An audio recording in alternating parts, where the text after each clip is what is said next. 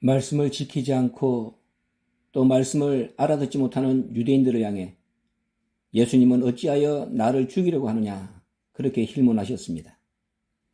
그러나 그 말씀의 뜻을 깨닫지 못한 유대인들은 오히려 예수님을 향해서 귀신 들렸다고 대들었습니다. 예수님의 말씀이 자리할 곳이 없는 자들이 예수를 죽이는 것입니다. 어떤 자들이 말씀을 죽이는 자들입니까? 어떤 자들이 다른 박절하려는 말씀의 발목을 붙잡는 자들입니까? 살아있는 말씀을 틀 속에 가두려는 자들입니다. 산자를 죽은 자 가운데서 찾으려고 하면 안 됩니다. 산자를 죽은 틀 속에서 찾게 하려 해도 안 됩니다. 살아계신 말씀을 왜 과거 속에, 왜 기념관 속에 집어넣으려고 애쓰십니까?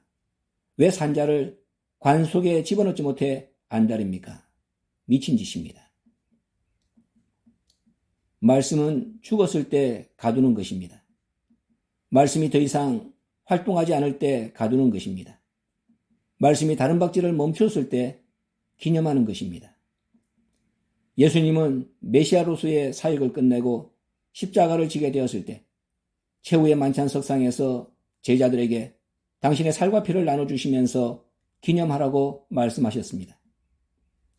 더 이상 예수님의 육신의 모습을 볼 수 없는 제자들, 그들에게 2000년의 유예기간이 설정된다는 것을 전제로 했기 때문에 기념하라고 하신 것입니다.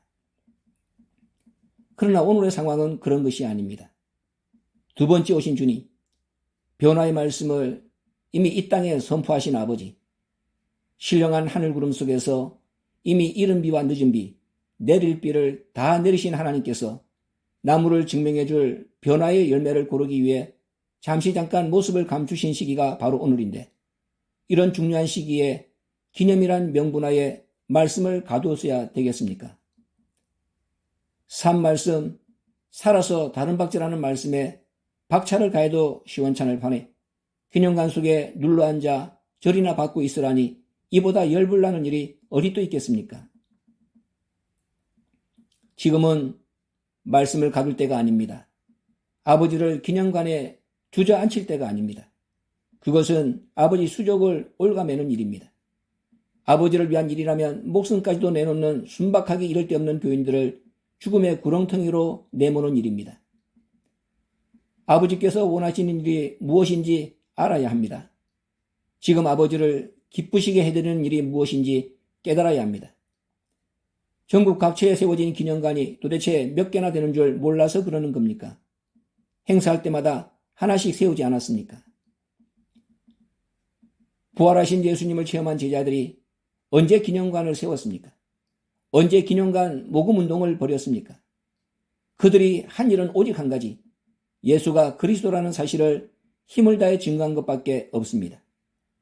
예수님이 산 것을 보았기에, 예수님이 살아서 역사하신다는 것을 체험했기에 그것밖에는 할 일이 없었습니다. 그럴 때 주께서 함께 역사해서 그 따르는 표적으로 말씀을 확실히 증거하게 해주시지 않았습니까? 우리도 그래야 하는 것입니다. 말씀 아버지를 살아계신 아버지로 증거하는 일밖에 오늘 우리가 해야 할 일은 아무것도 없습니다. 이 일을 주도하며 이끄는 지도자가 없기에 아버지는 오늘도 오류역전을 홀로 서성이시며 지나가는 성도 하나 붙잡고 당신의 서러운 심정을 토해내시는 것입니다. 그 간증 듣지 못했습니까? 원로 목사님께서 소천하시자 회개망측한 일들이 도처에서 벌어졌습니다. 이것이 말씀의 교회 정령 말씀 맡은 제자들의 모습이 맞나 싶을 정도의 해프닝들이 사방에서 일어났습니다. 한마디로 악유다툼 그 자체였습니다. 말씀이 죽었다고, 말씀의 시대가 끝났다고 생각해서 각자 자기 살 길을 찾아 본색을 드러내기 시작한 것입니다. 차마 부끄러워 입에 담을 수조차 없는 일들이 벌어졌건만 누구 하나 옷을 찢고 머리에 재를 뿌리며 이러면 안 된다고, 이것이 무슨 꼴이냐고 울부짖고 통곡하며 제지하는 자 없었습니다. 각자 도생의 길을 찾는데 급급했기에 그랬던 것입니다. 예수님이 겟세마네 동산에서 무리에게 잡히시자 배 호디브를 버리고 벗은 몸으로 도망쳤던 제자들처럼 험한 꼴을 보였지만 이제는 그래서는 안 됩니다. 사도 요한처럼 다시 십자가 앞에 모여야 합니다. 산 개가 죽은 사자보다 낫다고 했습니다. 우리가 받은 말씀은 죽은 사자가 아닌 산 사자의 말씀입니다. 그런 산 사자를 죽은 개에 취급하려 해서야 되겠습니까? 내 예측과 다르다고 해서 하나님의 약속이 변질되거나 달라진 것은 아닙니다. 엠마오로 가는 낙심한 두 제자 앞에 예수님은 다른 모습으로 나타나셨습니다. 그러나 저희의 눈은 가리워져 알아보지 못했습니다. 3년 동안 동거동락하신 분을 알아보지 못한 것입니다. 분명히 그들은 예수를 선지자로 믿었다고 스스로 고백했습니다. 예수를 이스라엘을 구속할 자로 바랐다고 고백했습니다. 예수님이 부활하셨다는 소식을 듣고 놀랐다고도 했습니다. 그럼에도 슬픈 기색을 띠고 실망해서 고향으로 돌아가는 발걸음을 재촉했던 그들입니다. 예수를 진심으로 믿지 못했고 성경을 제대로 알지 못했기 때문입니다. 성경을 알지 못하면 우리도 같은 모습을 보이게 됩니다. 예수님은 평소에 말씀이 어떻게 이루어진다는 것을 제자들에게 다 가르쳐 주셨습니다. 당신이 가시는 모든 길을 미리 알려주시고 대비케 하셨습니다. 그럼에도 제자들은 준비하지 못했습니다. 설마 하다가 다 놓쳐버렸습니다. 십자가에 달려 죽으시고 3일 만에 부활하신다고 제자들에게 몇 번씩이나 말씀하셨습니까? 그러나 제자들은 이 말씀을 깨닫지 못했고 묻기도 무서워했습니다. 말씀을 알려고 노력하지 않고 뜻을 준비하려는 마음 없이 말씀을 회피하면 말씀은 숨김이 되고 두려움이 되고 맙니다. 평소에 길거리에서 사석에서 던진 말씀을 지나가는 말로 받았기에 제자들은 예수님과 원치 않는 이별의 강을 건넜던 것입니다.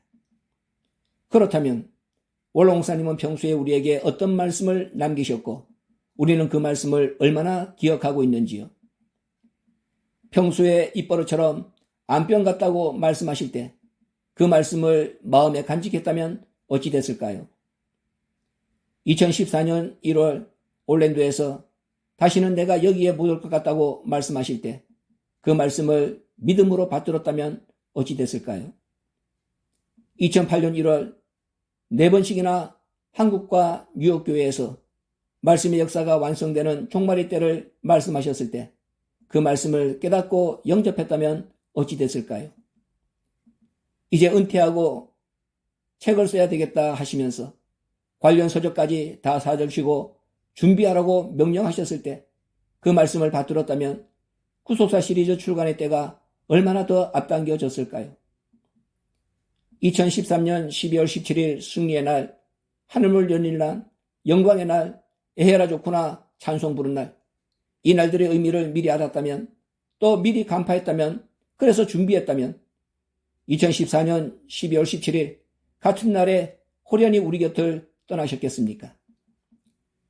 인간의 머리로는 도저히 이해할 수 없지만 2014년 6월 16일 사망 선고를 받으신 후 6달을 더 투병하시며 하나님의 은혜로 그날을 기다리셨다는 것을 어떻게 말로 설명할 수 있겠습니까? 사람이 자기 수명 마음대로 조절할 수 있습니까? 죽고 싶다고 죽고 살고 싶다고 살 수 있는 그런 생명입니까? 자살하지 않으면 날짜를 맞출 수 없는 것이 우리 수명 아닙니까? 그것을 우연이라고 치부해도 된단 말입니까?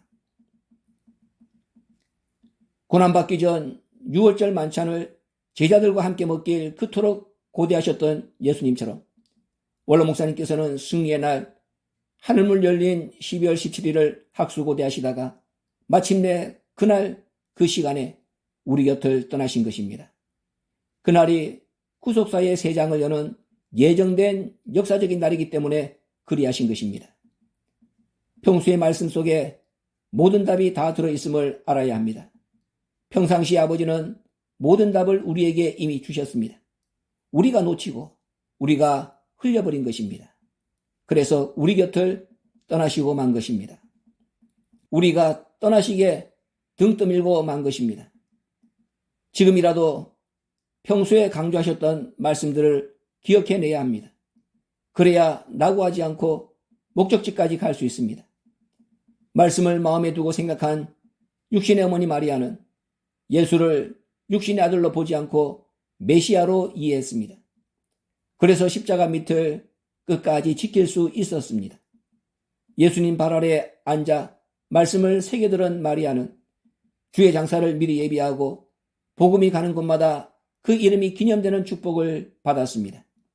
평소에 말씀이 생각난 자는 살고 평소에 말씀이 생각날 것이 없는 자는 죽는다는 것을 보여주시는 것입니다.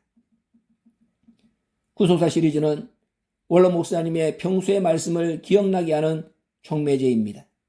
제1권 창세기 족보부터 제10권 10대 언약과 10대 명령까지 여기에 초점을 맞추어 읽어야만 원로 목사님의 산 음성을 들을 수 있습니다. 그 음성이 들려야 산자가 되는 것입니다. 그런 자를 이끌어 주신다고 말씀하신 것입니다. 너희들 다 변화시킨 후에 내가 변화받을 거야.